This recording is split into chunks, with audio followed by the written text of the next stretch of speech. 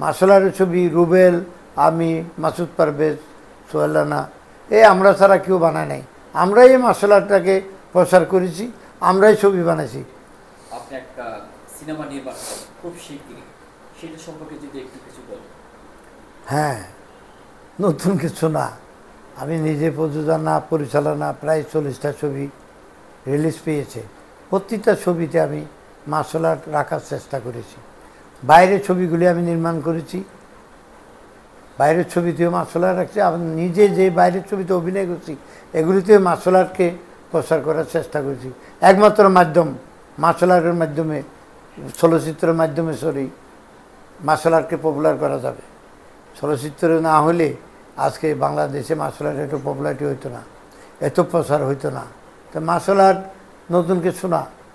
আমি মার্শাল আর্টের ছবি বানাইতে পারি, বানাবো। আমরাও বানাইছি, অন্য কেউ তো বানাইতে পারে নাই, কেউ পারে নাই।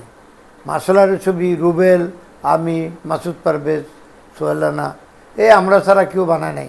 আমরাই এই মার্শাল আর্টটাকে প্রসার করেছি, আমরাই ছবি বানাইছি। অনেকেও মনে করছে মার্শাল আর্ট কী জানে না ওরা, কিন্তু আমরা বানার পরে সাকসেসফুল। অনেকেও চেষ্টা করে সাউন্ড ফাউন্ড দিয়া।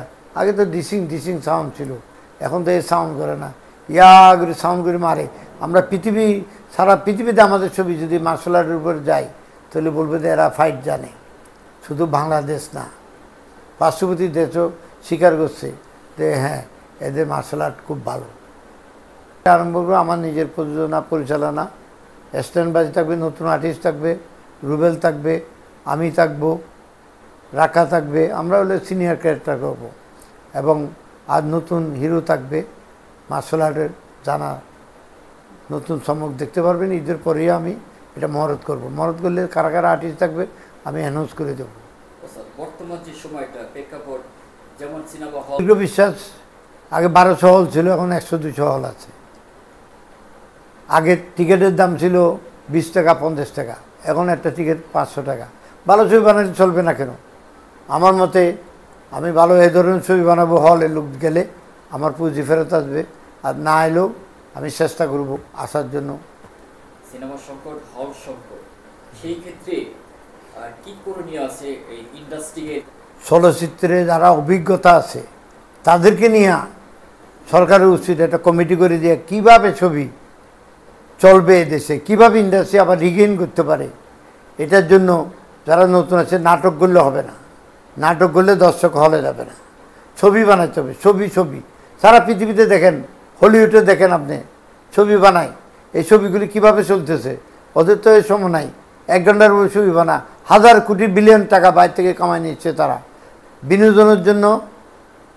ইউটিউব অমুক তমুক এবং ফেসবুক এগুলি আছে, কিন্তু বিনোদনের জন্য যদি ছবি বানানো হয় ছবি চলবে, নতুনত্ব থাকতে হবে। ছবি চলবে না কেন? ছবি চলবে। যারা ধ্বংস করতে চাইছিল, একটু আগে আমি বলছি চলচ্চিত্রকে, তারা পরাজিত, চলচ্চিত্র পরাজিত হয়নি, চলচ্চিত্র টিকে আছে। বিনোদন, নিত্য নতুন অভিজ্ঞতাওয়ালা লোকজন আসবে, শিক্ষিত ছেলে মেয়েরা আসবে, তারা টেকনিশিয়ান ভালো ভালো আসবে। আগে তো আমরা লাইটম্যান থেকে ক্যামেরাম্যান হয়েছে, ক্যামেরাম্যান হইতে কোনো ব্যাপার না, অনেক দিন কষ্ট হয়েছে, তারা শিখছে, তারাই অনেক ভালো ক্যামেরাম্যান। কিন্তু এখন ডিজিটাল যুগে ডিজিটাল ছেলে মেয়েরা মার্শাল আর্টের উপরে ছবি বানাইলে আমার মনে হয় আরও সুন্দর হবে। এর উপরে কোনো ছবি হইতে পারে না। দরকার জন্য সবাই দেখবে, মেয়ে ছেলে সবারই দরকার। S karate TV.